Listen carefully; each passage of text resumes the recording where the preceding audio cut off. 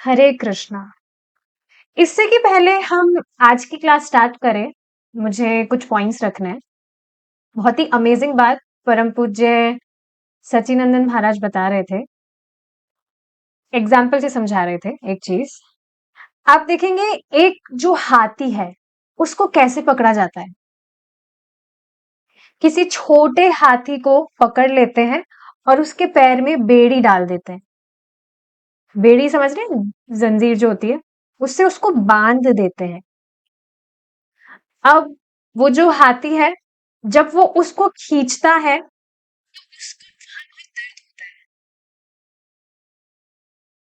तो अब दर्द के कारण वो जो प्रयास है वो नहीं करता है, क्योंकि उसको पता है कि अगर मैं खींचूंगा तो मुझे दर्द होगा। तो अब जब वह बड़ा होता है तो बड़ा होने के बाद में भी वो वही सोचता है जो जब वह छोटा था तब सोच रहा था, कि मैं इस बेड़ी को नहीं तोड़ पाऊंगा, बल नहीं है मुझ में, मैं इसको खींच रहा हूं तो दर्द हो रहा है। तो बड़ा होने के बाद में भी बेड़ी को वो तोड़ सकता है, लेकिन फिर भी लाइक स्टार्टिंग से इस तरह से जब वो कर रहा था उसको दर्द हो रहा था। तो अभी बड़ा हो जाने के बाद में भी वह यही सोच रहा है कि मैं इस बेड़ी को नहीं तोड़ सकता, जबकि वह तोड़ सकता है। बात बहुत गंभीर है। हमारी मतलब आत्मा, हम सब आत्मा है। आप देखेंगे जो आत्मा है वह सब चीजों के परे है, जितनी भी भौतिक चीजें हैं उसमें जो हमारा सूक्ष्म शरीर आता है, मन, बुद्धि और इंद्रिय इंद्रिय इन तीनों चीजों के भी परे है आत्मा। लेकिन जब हमें यहाँ बताया जा रहा है भगवद गीता के श्लोक के अनुसार कि इंद्रियों को संयमित करना चाहिए, अगर हम इंद्रिय संयमित नहीं करेंगे तो फिर हम प्रोग्रेस नहीं कर पाएंगे। तो ये चीज सुनने के साथ में ही दिमाग में आता है कि हम पूरी तरह से इंद्रियों को कैसे संयमित कर सकते हैं। क्या हम कभी कभी भी लेट तक नहीं सो सकते हैं, या हम कृष्ण से इतर चीजें बिल्कुल भी नहीं कर सकते हैं? ऐसा हम कैसे करें? दिमाग में आता ही होगा ये चीज कि जो मन और इंद्रिय है उसकी जकड़ को हम पूरी तरह से कैसे तोड़ सकते हैं। हम सभी आत्माएं, और हम सभी ये चीज जानते हैं कि आत्मा मतलब चिन्मय पदार्थ। लेकिन फिर भी हम सोचते हैं कि मेरी इंद्रियों को अगर मैं संतुष्ट नहीं करूंगा तो फिर मैं उसके बिना रह कैसे सकता हूं। इसलिए पहला कर्तव्य है मन और इंद्रियों को संयमित करना। जितना हम मन और इंद्रियों को संयमित करते हैं उतना आप देखेंगे उनकी जो ग्राहक शक्ति है वह बढ़ जाती है। ग्राहक मतलब कैचिंग पावर। और जब इस तरह से होता है तो भगवान की सेवा का सुख जो हमारी इंद्रिय है वह अनुभव करने लगती है। आप खुद देखिए, किसी एक दिन आप सिर्फ ट्राई करिए अपनी इंद्रियों को सीमित करने का। कुछ भी मतलब सेंस ग्रेटिफिकेशन नहीं करेंगे, नियमित ही सोएंगे हम, नियमित नियमित ही खाएंगे जितना खाना होता है, और बाकी सारी जितनी भी चीजें टाइम से सो जाएंगे। एक दिन करके देखिए आप, आपको बहुत अच्छा लगेगा। नेक्टर ऑफ डिवोशन का सबसे पहला श्लोक ही यह है, वाचो वेगम मनसः क्रोध वेगम, मन और इंद्रियों को संयमित करना। ये हमारी आध्यात्मिक प्रगति के लिए पहला दरवाजा है। इसको पार किए बिना चल ही नहीं सकता है। जैसे किसी रूम का अगर बोला जाए गेट बंद कर दो, गेट बंद है, तो ऐसा नहीं हो सकता कि मैं खिड़की तोड़कर आ जाऊंगा अंदर। You will have to cross the very first gate to enter. ऐसा लग सकता है कि जब हम हमारी इंद्रिय को सीमित करते हैं, करने का प्रयास करेंगे तो वो पनिशमेंट दे रहे हो जैसे हम अपने आप को। लेकिन भगवान स्वयं ये बात गीता में बता रहे हैं।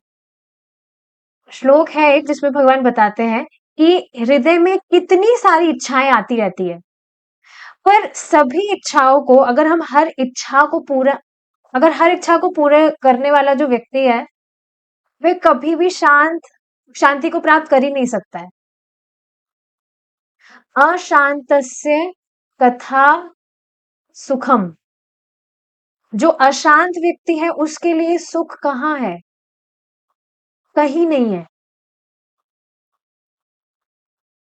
तो आध्यात्मिक जीवन में प्रगति भगवान की प्रसन्नता पर निर्भर करती है। बाहरी रूप से व्यक्ति किसी भी आश्रम में क्यों ना रहे, लेकिन उसकी जो आंतरिक रूप से अ, इंद्रिय तृप्ति में संलग्न होना, ये स्वाभाविक है, हो सकता है। अब चाहे वो जो इंद्रिय तृप्ति है वो स्थूल हो या सूक्ष्म हो, और अगर वो ऐसा कर रहा है तो फिर वो कैसे प्रगति कर पाएगा कृष्ण भावनामृत में? इंद्रिय तृप्ति का अर्थ ही क्या है कि हम अपने आप को सेंटर में रख रहे हैं, कृष्णा नहीं है बीच में। बाहर के जो लोग हैं वो हमें बाहर से देखते हैं, हम बाहर से कैसे क्या दिख रहे हैं, बाहर से हमारा बिहेवियर कैसा है। जानते हैं आप इस चीज को? एक लाइन भी आती है, first impression is the last. ऐसा कुछ लाइन है कि पहली बार में व्यक्ति जैसा बिहेव करता है तो उसका वो जो बाहर का आचरण है उसको देखकर ही व्यक्ति समझ लेता है, उसकी धारणा हो जाती है कि अरे वाह ये तो इतना अच्छा व्यक्ति है। बाहर से जैसे अंदर कुछ भी गड़बड़ चल रहा हो, but Krishna sees us inside out. बाहर के लोग, outside people, like other people, they see us outside in, but Krishna sees us inside out। भगवान अंदर से देख रहे हैं कि ये कितनी क्षमता में कितनी मात्रा में इसकी इंद्रिय सहमित हुई है। भगवान से कोई चीटिंग नहीं कर सकता। तो इंद्रिय और मन को सहमित किए बिना व्यक्ति आध्यात्मिक जीवन में प्रगति नहीं कर सकता है। कैसे सहमित किया जाए? बहुत ही आसान सा सूत्र है, जो ट्रेनिंग हमें मिल रही है, जो भी हम कर रहे हैं उसको बस भगवान कृष्ण को केंद्र में रख के किया जाए। जिन चीजों पे आप भगवान कृष्ण को केंद्र में नहीं रख सकते हैं, just avoid doing those things. अब मूवी देखना तो भगवान से कनेक्ट नहीं किया जा सकता है ना,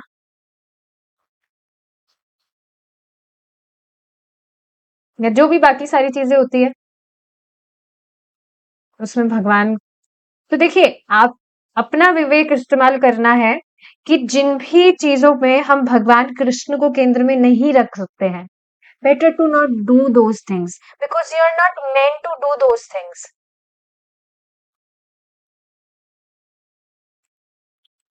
ठीक है, लास्ट क्लास में हम डिस्कस कर रहे थे कि एक जो बुद्धिमान व्यक्ति है, कौन है? जो भगवान कृष्ण का भक्त है, वह ऊंचे लोकों में जाने में दिमाग नहीं लगाता है।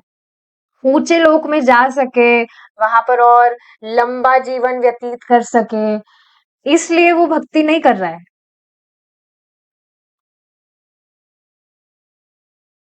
तो यही चीज हम डिस्कस कर रहे थे, इसको हम देखते हैं। चाहे कोई 20,000 या 50,000 या लाखों वर्ष जीवित रहे, फिर भी इस भौतिक संसार में वर्षों की गिनती होती रहती है और मृत्यु आती ही है। मृत्यु के इस चंगुल से हम कैसे बच सकते हैं? यह शिक्षा भगवत गीता में दी गई है।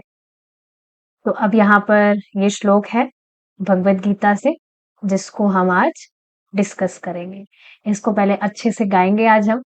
इजी श्लोक है ये, मतलब प्रोनाउंसिएशन गाने का प्रयास करेंगे। न जायते म्रियते वा कदाचिन्, नायं भूत्वा भविता वा न भूयः, अजो नित्यः शाश्वतोऽयं पुराणो किन्हन्यते हन्यमाने शरीरे न जायते म्रियते वा कदाचिन् नायं भूत्वा भविता वा न भूयः अजो किन्हन्यते हन्यमाने शरीरे न जायते म्रियते वा कदाचिन् नायं भूत्वा भविता वा न भूयः अजो नित्यः शाश्वतोऽयं पुराणो किन्हन्यते हन्यमाने शरीरे न जायते म्रियते वा कदाचिन् नायं भूत्वा भविता वा न भूयः अजो नित्यः शाश्वतोऽयं पुराणो किन्हन्यते हन्यमाने शरीरे। अच्छा लग रहा है ना गाने में? एक बार फिर से गाते हैं दूसरे ट्यून में। न जायते म्रियते वा कदाचिन् नायं भूत्वा भविता वा न भूयः अजो नित्यः शाश्वतोऽयं पुराणो किन्हन्यते हन्यमाने शरीरे। ठीक है, आगे बढ़ते हैं। एक बार वर्ड टू वर्ड समझते हैं। बहुत ही देखिए इजी श्लोक है समझने में भी, ऐसा कुछ डिफिकल्ट नहीं है। न जायते बहुत स्पष्ट है। न जायते मतलब जिसका जन्म नहीं हो सकता।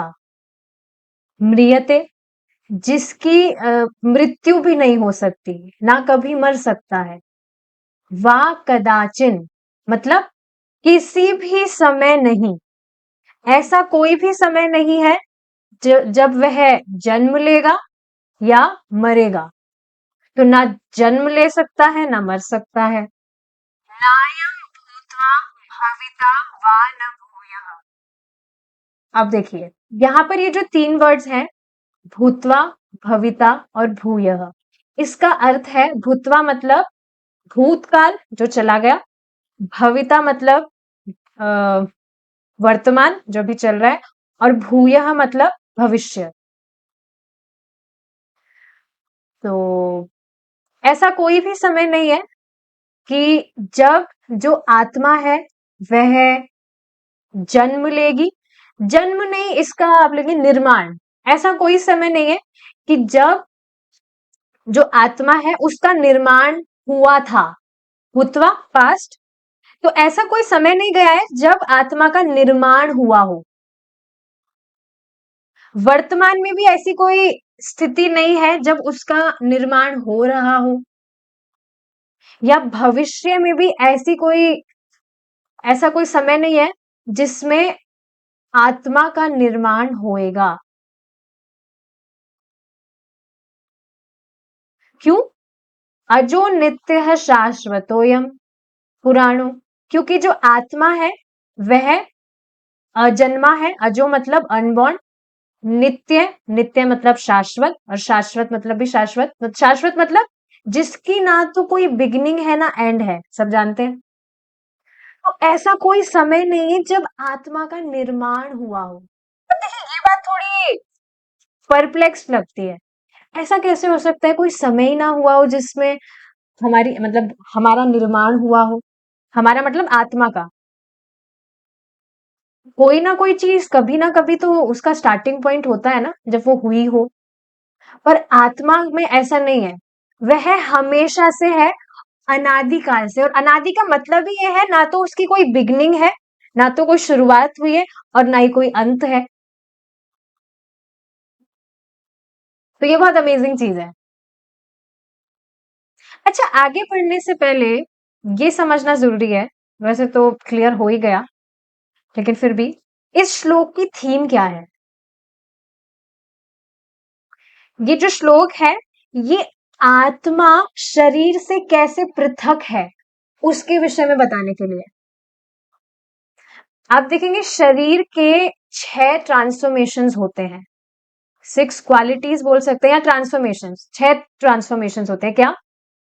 शरीर का जन्म होता है, शरीर बढ़ता है, फिर कुछ समय के लिए रहता है, फिर बाय प्रोडक्ट्स करता है, मतलब रेजिंग किड्स एंड ऑल, फिर क्षीण होता है, समय के साथ साथ दुर्बल होने लगता है, वीक होने लगता है, और फिर मर जाता है, नष्ट हो जाता है। तो ये 6 परिवर्तन आत्मा में नहीं होते हैं। ये 6 परिवर्तन शरीर के हैं जो हम प्रत्यक्ष देखते हैं, हमारे अंदर भी देख रहे हैं। हमारे अंदर मतलब इस शरीर में, जो शरीर हम धारण किए हुए हैं।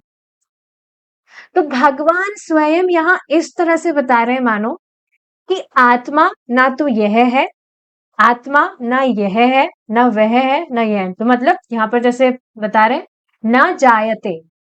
तो ये मत सोचो कि आत्मा एक शरीर की तरह जन्म लेता है, म्रियते, या मर जाता है,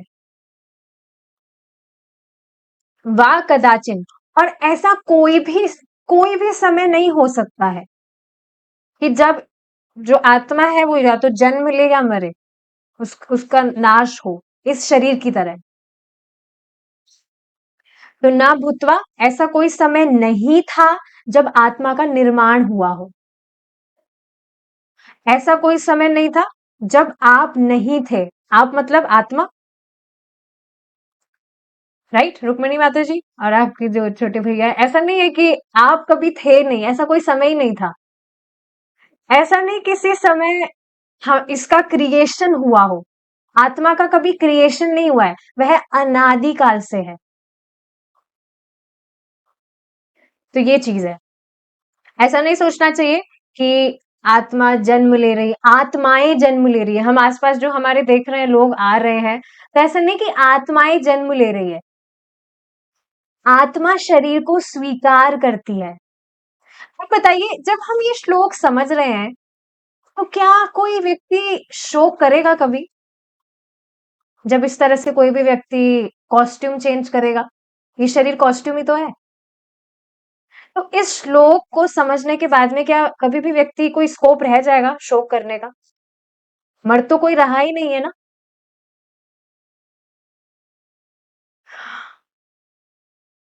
एक माता जी है, मतलब वो कुछ रिश्तेदारी में ही है। तो अभी मतलब जहां पर जाना पड़ा था, जिन्होंने देह छोड़ दिया था, तो वहां पर मतलब वो माता जी जो है वो भक्ति कर रही थी, कर रही है कहना चाहिए, बट उन्होंने हियरिंग छोड़ दिया था।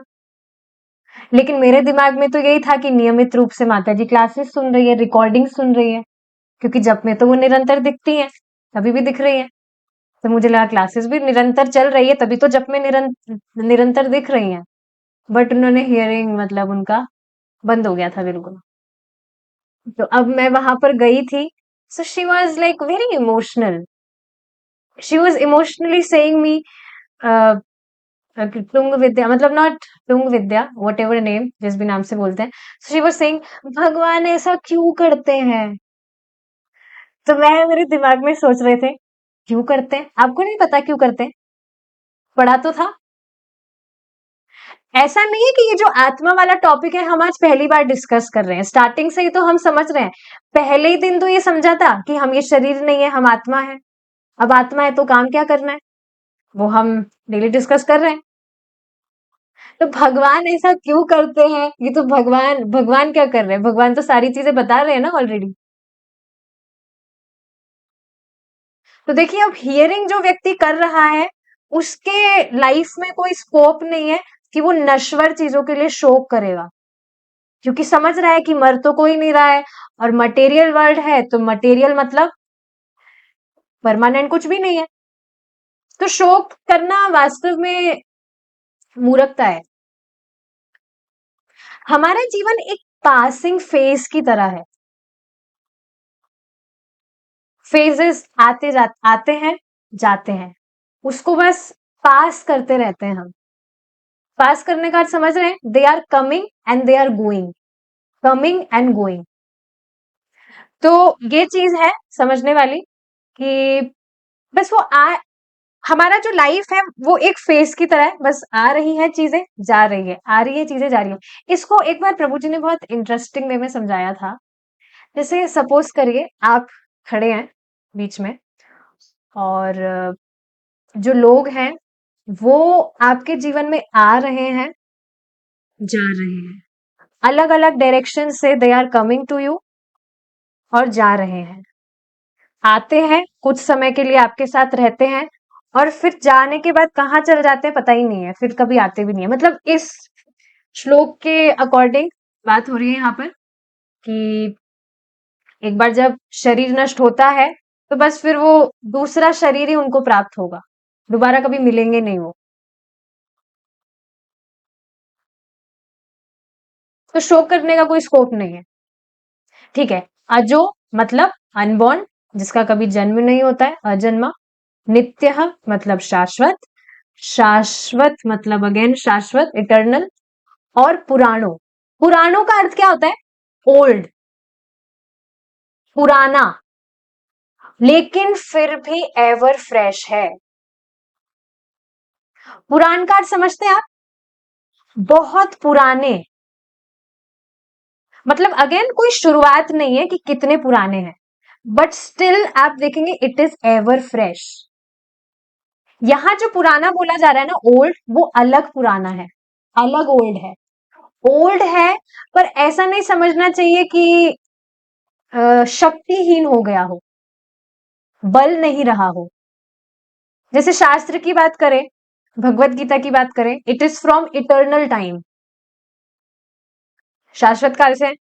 तो अब ऐसा नहीं है कि पुरानी है भगवत गीता तो बस अब हम अभी हम मॉडर्न मॉडर्न लाइफ जी रहे हैं हम, तो अब गीता हमारे काम की नहीं रही, नहीं। पुरानी है but it is ever fresh. And same soul is also ever fresh. पुरानी है पर एवर फ्रेश है। ऐसा नहीं है कि बस अब कुछ शक्ति नहीं रही है, बल नहीं रहा है। वो तो शरीर, ये तो शरीर के ट्रांसफॉर्मेशन है, पर सोल का ये सब नहीं होता है। किन हन्यते हन्यमाने शरीरे, तो जब शरीर नष्ट होता है तो आत्मा नष्ट नहीं होती है। ये चीज है समझने वाली, जो सब समझते ही हैं पर फिर भी भूल जाते हैं, तो बार बार याद करना चाहिए चीज। आत्मा के लिए किसी भी काल में ना तो जन्म है ना मृत्यु। यस, जो भी ट्रांसफॉर्मेशंस आप देखते हैं वह शरीर के होते हैं, आत्मा के नहीं। 6 ट्रांसफॉर्मेशंस जो भी हमने देखे कि शरीर जन्म लेता है, फिर कुछ समय तक रहता है, फिर बढ़ता है, और फिर बाय प्रोडक्ट्स करता है, किड्स वगैरह। उसके बाद में क्षीण होता है, वीक होने लगता है, शक्तिहीन होने लगता है, और फिर मर जाता है। तो ये शरीर ट्रांसफॉर्म होता है। वी आर कांस्टेंट, वी का मतलब आत्मा।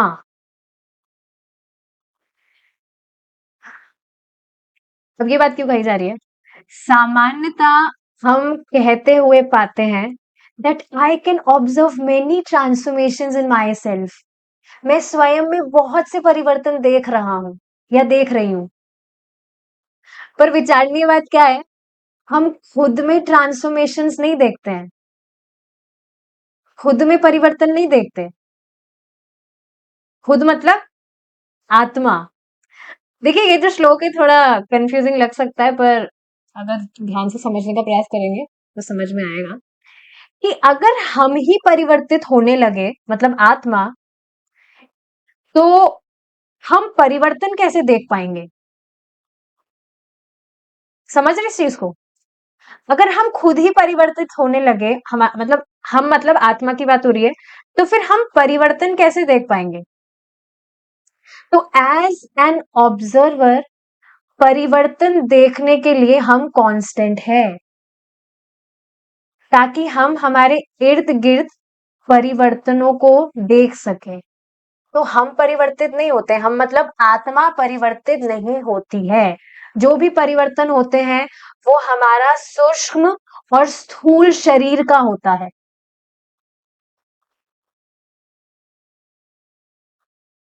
या जो भी आसपास आप देखते हैं, आत्मा कांस्टेंट रहती है, आत्मा में कोई ट्रांसफॉर्मेशंस नहीं आते।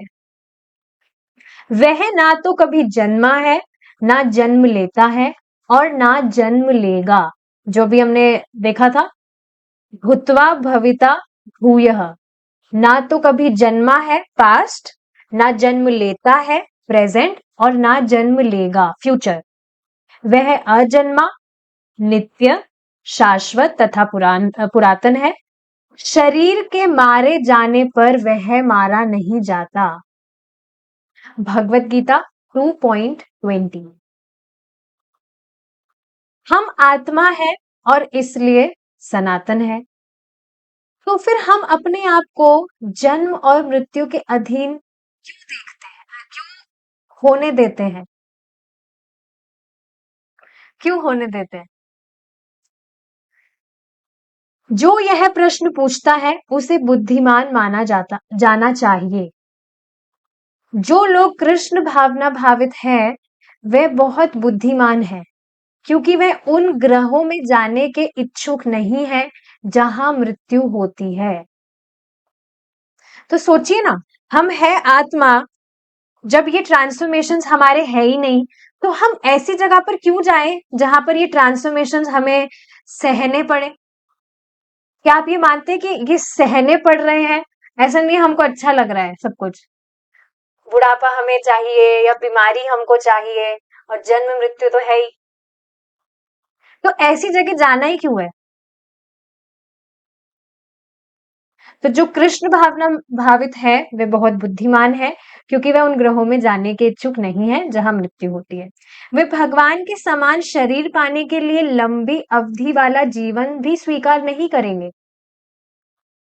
तो ये बात समझनी चाहिए कि ऐसा नहीं है कि हम भगवान की, कोई भी व्यक्ति भगवान की भक्ति कर रहा है, भगवान का भक्त, तो भगवान के जैसा उसको बस शरीर मिल जाए और इस भौतिक जगत के दुख उसको ना सहने पड़े, इस वजह से वो भक्ति कर रहा है। एकमात्र यही कोई इंटेंशन नहीं है भक्ति करने का। ये बात यहाँ बताई जा रही है। ईश्वरः परमः कृष्ण सच्चिदानंद विग्रह। सत का अर्थ है सनातन, चित का अर्थ है ज्ञान से परिपूर्ण, और आनंद का अर्थ है सुख से परिपूर्ण। कृष्ण संपूर्ण आनंद के सागर है।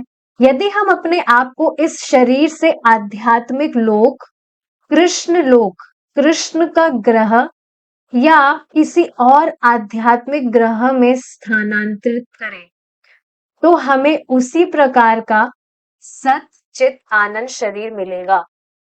तो ये सारे ना साइड बेनिफिट्स हैं, पता होनी चाहिए ये बात कि मुक्ति की, हमें भौतिक जगत से मुक्ति मिल गई है और हम इस तरह का, हमें सच्चिदानंद रूप मिल रहा है। These are side benefits. Main goal is to get love of Krishna. बहुत ही इंटरेस्टिंग बात प्रभु जी बता रहे थे। आप देखेंगे भगवान का प्रेम प्राप्त करने से पहले की काफी सारी ऐसे स्टेजेस आते हैं जहां पर हो सकता है, मतलब जिस व्यक्ति मतलब सोचे कि उसको पाकर मैं संतुष्ट हो जाऊंगा,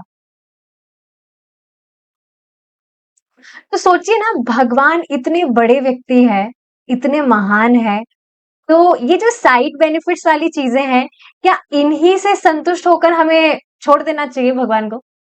छोड़ देना मतलब सस्ते में नहीं, मतलब निपटारा करना चाहिए कि हाँ, ये जो साइड बेनिफिट्स है, जगत से मुक्ति मिल गई या वट जो भी बाकी सारी चीजें हैं, उसमें ही संतुष्ट नहीं हो जाना चाहिए। मेन जो सबसे इम्पोर्टेंट चीज है, important is not the right word,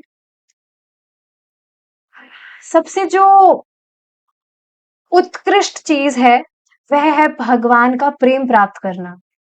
तो बस लगे रहना चाहिए, भगवान के बस पीछे पड़ जाइए। जब तक प्रेम नहीं देंगे ना, नहीं छोड़ूंगा आपको, वैसे भी नहीं छोड़ूंगा, वो तो है ही, बट बस लगे रहना चाहिए। ये बस, ये हमारा जो गोल है, that we want to get love of Krishna, इससे बस एक भी नीचे वाले स्टेप में नहीं चलेगा हमारा काम। हमको तो प्रेम ही चाहिए। सोचिए ना, कोई प्राइम मिनिस्टर है, आपको पता है वो बहुत ही सक्षम है, तो क्या आप उससे लॉलीपॉप लेकर मतलब उसको छोड़ देंगे? आप उसके पास जा रहे हैं, वो बोले हाँ बताइए क्या चाहिए आपको, मुझे लॉलीपॉप चाहिए, तो क्या ये बुद्धिमानी होगी? लॉलीपॉप?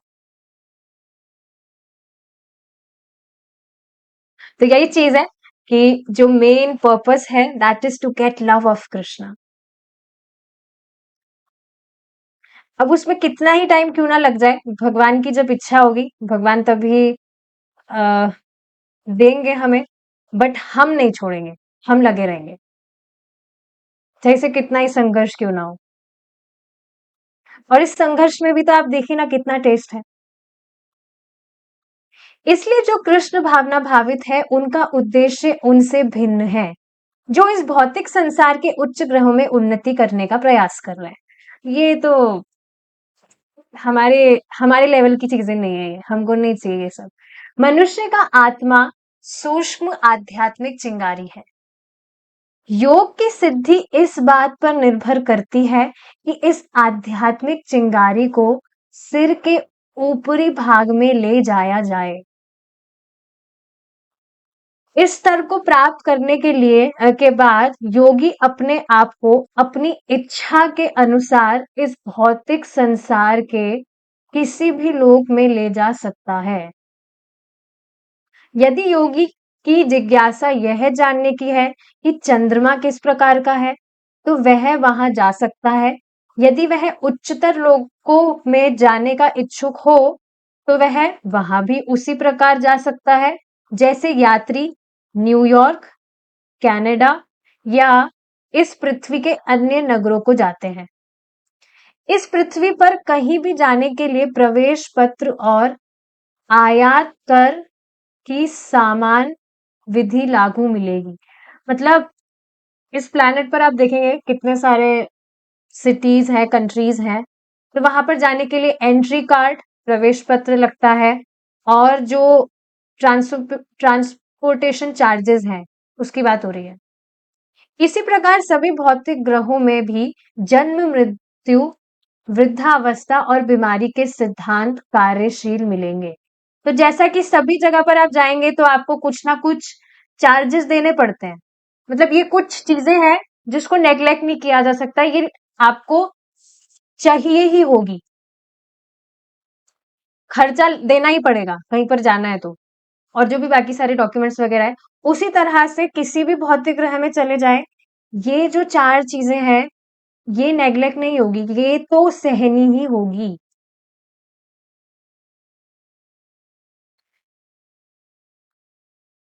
ये चीज है यहाँ पर जो बताई जा रही है। और आप सोचिए ना, जैसे यहाँ ये चीज बताई जा रही है कि उच्चतर लोकों में अगर कोई व्यक्ति जाने के लिए इच्छुक है तो वह कहीं भी जा सकता है। पहली बात तो ये है कि ये चार चीजें तो वहां पर भी मिलेगी, चाहे से कितने ही ऊंचे लोक में चला जाए वो। और अगर भक्ति करके भगवान के पास व्यक्ति चला गया, तो फिर तो वो वैसे भी like he will be all liberated, कुछ बंधन तो होगा नहीं, तो वो तो वैसे भी कहीं पर भी जा ही सकता है, कोई बंधन तो होगा नहीं, तो फिर बुद्धिमानी क्या है। पर कई लोग ऐसे होते हैं जिनको मतलब चाहिए होता है कि हम दूसरे जो लोग हैं वहां पर भी थोड़ा जाकर थोड़ा एक्सप्लोर करें, तो उनकी बात यहाँ पर की जा रही है। ओम इत्याक्षरम ब्रह्म, मृत्यु के समय योगी ओम शब्द का उच्चारण कर सकता है। ओम दिव्य शब्द ध्वनि ओमकार का संक्षिप्त रूप है। अच्छा, आपको ये चीज पता है, भगवान की भक्ति करके भी इस तरह से ऊंचे लोकों में जाया जा सकता है।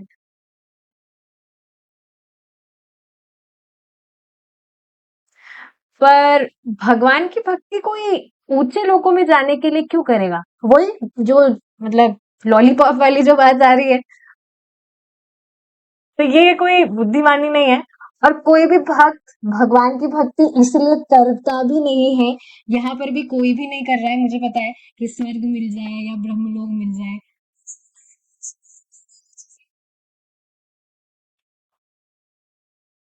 तो ठीक है, ओम शब्द की बात हो रही है यहाँ पर। ओम दिव्य शब्द ध्वनि ओमकार का संक्षिप्त रूप है। यदि योगी इस ध्वनि का उच्चारण कर सकता है और साथ ही उसी समय कृष्ण या विष्णु भगवान का स्मरण, माम अनुस्मरण कर सकता है, मतलब मेरा स्मरण करता है भगवान कह रहे हैं, तो वह सबसे ऊंचा लक्ष्य प्राप्त करता है। अब ये भक्ति की बात आ रही है यहाँ पर, मतलब नॉट भक्ति योग, मिश्रित भक्ति की बात आ रही है किस तरह से वो ऐसे ध्यान लगा रहा है, ओम का उच्चारण करते हुए भगवान कृष्ण का ध्यान लगा रहा है, और उस टाइम पर अगर वह अपना शरीर छोड़ता है, तब वह ऊंचे लक्ष्य को प्राप्त करता है। और यहाँ ऊंचा लक्ष्य भगवान का प्रेम नहीं है। ऊंचा लक्ष्य मतलब इस भौतिक जगत से मुक्ति। योग की प्रक्रिया मन को विष्णु के ध्यान में केंद्रित करना है। निर्विशेषवादी भगवान के किसी रूप की कल्पना करते हैं, परंतु वैष्णव जन इसकी कल्पना नहीं कर सकते हैं, बल्कि वास्तव में देखते हैं। तो देखिए, ये समझने वाली बात है कि भगवान का जो रूप है, वह शास्त्रों में बताया गया है। ऐसा नहीं कि हम कुछ कल्पना कर रहे हैं। ऐसा नहीं जो आप भगवान के विग्रह देखते हैं वो कोई काल्पनिक डीटीज हैं। अब ऐसा मैं क्यों कह रही हूँ?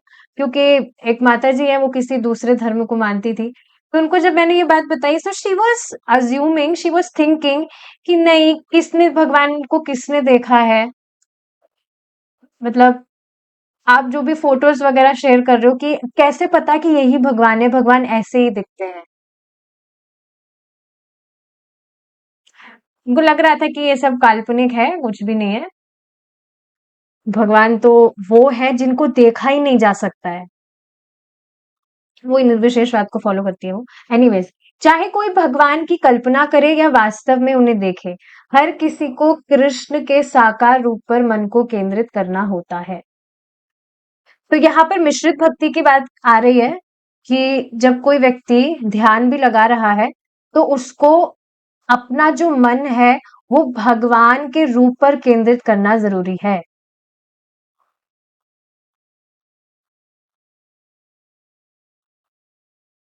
तो ये चीज यहाँ पर बताई जा रही है। अब ये आगे का जो श्लोक है, इसमें भगवान शुद्ध भक्ति के विषय में बताएंगे। बहुत मिश्रित भक्ति हो गई है। शुद्ध भक्ति के विषय में भगवान इस श्लोक में बताएंगे कि कैसे आसानी से भगवान की प्राप्ति हो सकती है। आप जो भी भक्त हैं, आप में से शायद ही कोई समझ पा रहा होगा, या मैं मेरी भी बात करूं कि जो भी चीजें बताई जा रही है, कैसे प्राण को ऊपर कर रहे, कैसे नीचे करे, जो भी प्रोसेस बताया जा रहा है, शायद ही ये सारी चीजें समझ आ रही होगी। आप सोचिए, अगर किसी को एकमात्र यही तरीका बताया जाए, मिश्रित भक्ति वाला, प्राण को एक्टिवेट करिए, कंसंट्रेट करिए, आज्ञा चक्र पर जो ये जो स्पिरिचुअल स्पार्क है उसको ऊपर लाइए, उसकी अनुभूति करिए, ये सारी चीजें अगर एकमात्र यही तरीका बताया जाए, तो दिमाग में क्या आएगा? मतलब एकमात्र तरीका मतलब कि भगवान की प्राप्ति करने का एकमात्र यही तरीका है, तो दिमाग में क्या आएगा?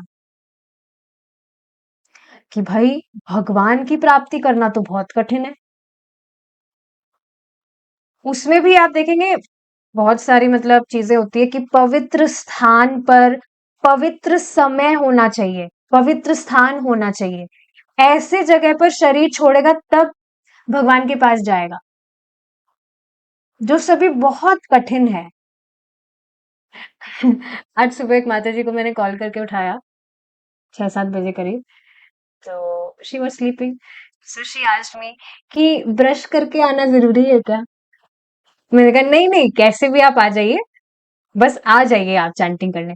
तो देखिए ना कि हमारे लिए नहाना भी बहुत कठिन है।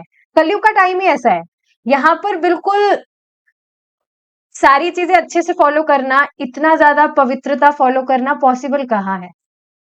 मतलब ऐसा नहीं कहा जा रहा, डेफिनेटली जो डिवोटीज है they follow purity. Prabhupada ji खुद बताते हैं, क्लीनलीनेस इज, ऐसी कुछ लाइन है, क्लीनलीनेस इज द गॉडलीनेस, ऐसी कुछ लाइन है कि प्योरिटी फॉलो करना बहुत जरूरी है। पर हाँ, सोचिए ना, चैंटिंग में अगर रूल्स होते कि आपको ऐसे पवित्र समय होना चाहिए, और ब्रह्म मुहूर्त 8 बजे नहीं होती है, 4-5 बजे, पवित्र समय ही जप करना है, और पवित्र एकदम स्थान भी पवित्र होना चाहिए, बढ़िया फूल पौधे होने चाहिए साइड में, और तो कहाँ व्यक्ति जप करता। पर अब देखिए जप में कुछ रूल्स नहीं है तो कितना इजी लगता है। रात को 1 बजे भी आपकी नींद खुल जाए, नींद नहीं आ रही है तो माला लेकर बैठ गए। और अगर ये सारे रूल्स होते कि आपको जो पवित्र समय सुबह के समय ही कर सकते हैं, पर कुछ भी तो बाउंडेशंस नहीं है। See the mercy of Lord.